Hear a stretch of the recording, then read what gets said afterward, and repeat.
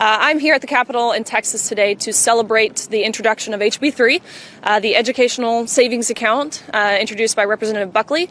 Chairman Buckley, this is a huge step to universal school choice, which I believe is the solution to a lot of these woke ideologies that have crept into schools. What we have seen, largely to thanks with the exposure done by accuracy and media in a lot of these Texas school districts, is these people, whether they're elected or unelected, oftentimes unelected bureaucrats who sit in these authority positions in school districts, they're not willing to comply with federal law. The answer to that is school choice. So excited to see Texas really take this next big step and hopefully to get onto Governor Abbott's desk, which he has already pledged, of course, he will sign.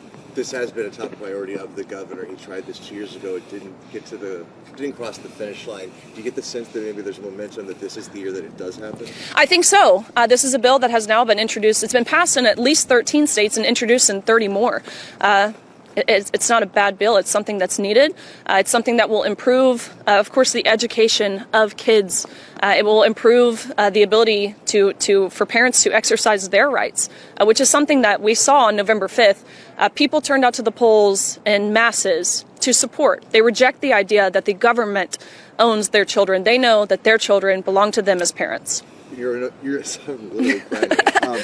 You are no stranger to the governor. We have video of you from summer of 2023. You were sitting at his side when he signed the Save Women's Sports Act. How has that relationship evolved over the years? Is that why you felt it was important for you to be here and support him? Governor Abbott has been a champion for freedom. He has become, honestly, a personal friend of mine. He is someone who I really deeply admire. His strength, his tenacity, his willingness to do what is right, what is fair, what is moral, what is just. So, of course, him championing this, I would have championed it either way, but I'm in good company. I know that's for sure. And so to stand alongside him, we hope to get this over the finish line. And what do you say to the opponents who say this might harm public schools? You can look at what it's done in the states where this has been passed. It's a total farce. It is a lie. It is a talking point that is pushed and purported by the left. But I want you to notice what these people who push this, especially those elected officials inside, those Democrats who oppose school choice, oftentimes they themselves went to private schools or their kids are in private schools. They are total hypocrites who are pushing lies to advance their narrative, but the American people see that, and I want to let it be known we are watching. We are watching their votes, and we are ready to do everything in our power to either change their minds, or if we don't have the ability to do that, or if they're unwilling to do that, we will do everything we can to upseat them and ultimately change that vote. School choice has also been a priority of President Trump. Do you think it helps to have an ally in the White House? No doubt about it. We have seen that across the board, no matter what the issue is. I believe when President Trump endorses an idea or something that is important to him, that's something that certainly spreads. The Trump effect is very real. Yeah. One more question on this, the impact it will have on kids in their future. You spoke to it earlier, but can you just reiterate why you think this would be so impactful? It's crucial for, number one, what we have seen from the education realm, whether that is the federal level, the state level, the local level, is they're failing on all accounts, especially here in the state of Texas. These numbers, whether it's pertains to reading, writing, math, arithmetics, it doesn't matter. These numbers are tanking. We need to put the authority back to parents. They know their child best. They should be able to choose where their child gets their education, what best suits them. President Trump has spoken a lot about parental rights. Do you feel like we're making inroads there and that there's progress being made? I definitely believe we are making good strides, but I believe the war on common sense, the war on woke, the war on women, the war on children, it's certainly far from over. There is a lot that needs to be done in terms of taking those active measures to protect these, but then also in terms of enforcing it. It's been awesome to see here in the state of Texas a wonderful ally in the Attorney General's office, A.G. Paxton. He's done fantastic work, whether it is, again, pertaining to Title IX. He was one of the first attorney generals to ultimately sue the previous Department of Education over their illegal, radical rewrite of Title IX, whether that's to launch investigations into these school districts in Texas that are unwilling to comply with these federal laws or these state laws. So to have this attorney general, I think it should be a big push for optimism among Texans and really more broad Americans.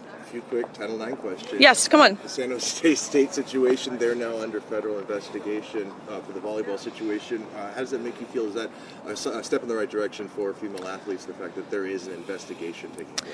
We would not have seen an investigation like we have now seen launched by the current Department of Education under President Trump. Very excited for Secretary Linda McMahon to assume her role very soon. We wouldn't have seen this, 2 years ago, 4 years ago. So to now see this, I think it's a huge step in, number one, transparency, which we, the American people, American voters, taxpayers, we are owed that.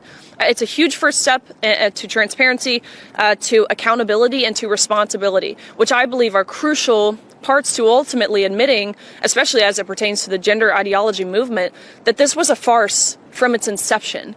I cannot believe that we have higher education systems, large academic institutions that are willing to say confidently that men can become women, ultimately sending the message to women that we don't matter, that we're not worthy of calling ourselves champions. So to see this investigation launched, I think it's a huge step in the right direction. How about, I believe I saw the Department of Education is looking to restore records that were held by biologically female athletes that were then broken by transgender athletes. Does that feel like something that you'd like to see? Again, it's huge. The Department of Education they've demanded the NCAA return all records and titles and honors that were stolen by men and return back to their rightful owners, the hardworking, exceptional women who earned them.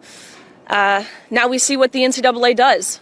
Following President Trump's executive order, beautifully and thoroughly written executive order, the NCAA released a new policy saying that they were complying with federal law, but this policy has more loopholes than Swiss cheese or a crochet sweater. This policy is just about as clear as mud, and it very, very much still allows men to compete on women's teams and to receive women's benefits, which of course means the locker room is one of those benefits.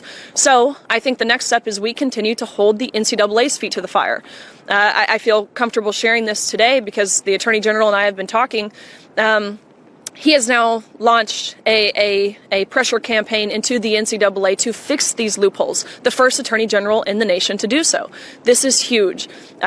We were all pretty quick to celebrate this new policy by the NCAA, but it's important the American people know this policy is garbage. The NCAA, they have become legendary fence sitters, winking at both sides of the aisle. But again, we're watching. We see what they're doing, and we're willing to hold them accountable. And the Trump administration announced this month, I believe, that the Title IX rules will be enforced the same way they were under the first Trump administration. Is that something you're pleased to hear? It's amazing. Title IX was enacted. We're coming up on the 53rd year. So in 1972, and when it was originally enacted, it's a brief 37-word piece of legislation. But under Joe Biden and his administration and his Department of Education, they created a new proposal, which was it was over 1,500 pages long. Of course, from 37 words, the most radical anti-woman, anti-reality pursuit that we saw from that administration. So to now see the moral clarity and the decisiveness and the swift action of President Trump, his administration, and now his Department of Education, it's long overdue and definitely a step towards sanity. And again, what I believe the American people voted for on November 5th. Riley, that's all I have to ask. Amazing. Well, thank you. Thank you. Yes, sir. I appreciate it.